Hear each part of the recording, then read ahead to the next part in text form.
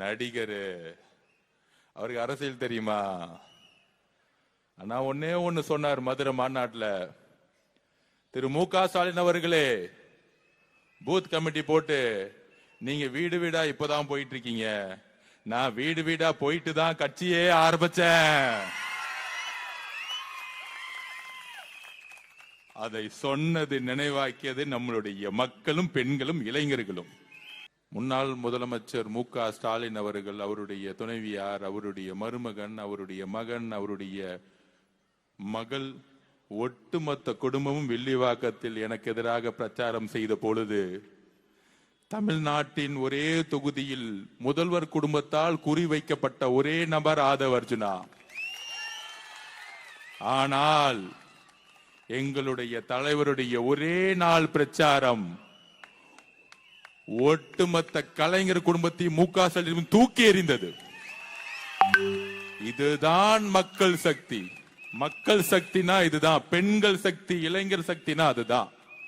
ஒட்டுமொத்த முதல்வர் குடும்பமும் எதிர்த்து நின்ன இந்த சாமானியனை பெண்களும் என்னுடைய குடும்பத்தில் இருக்கக்கூடிய தாய்மார்களும், மகனே உன்னை வெற்றி பெற வைப்பது என்னோட பணி, நீங்க பொறுப்படுத்ததுக்கு உங்களுக்கு கோடான கோடி நன்றி.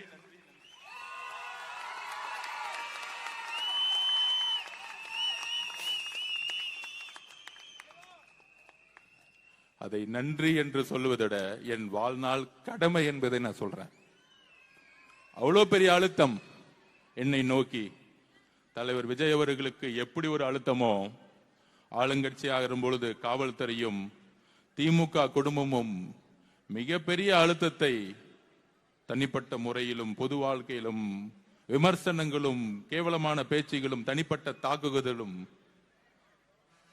என்னை மட்டுமே நோக்கியது. எங்களுடைய தலைவரையும் அதற்கு அப்புறம் என்னையும் கடுமையான சொற்களால் எவ்வளவு அசிங்கமா பேச முடியுமோ எங்களுடைய தலைவர் விஜய் அவர்களையும், அதற்கு அப்புறம் என்னையும் ஊடகங்களும் ஊடகங்களா இருக்கக்கூடிய யூடியூபர்களும் பேசி பேசி பேசி பேசி அண்ணா கூறியதை போல, நீங்கள் பேசி பேசி வலுவலுங்கள், நாங்கள் உறுதியுடன் அந்த பேச்சை கேட்டு வலுவோடு வெற்றி பெறுவோம் சொன்னார் அண்ணா.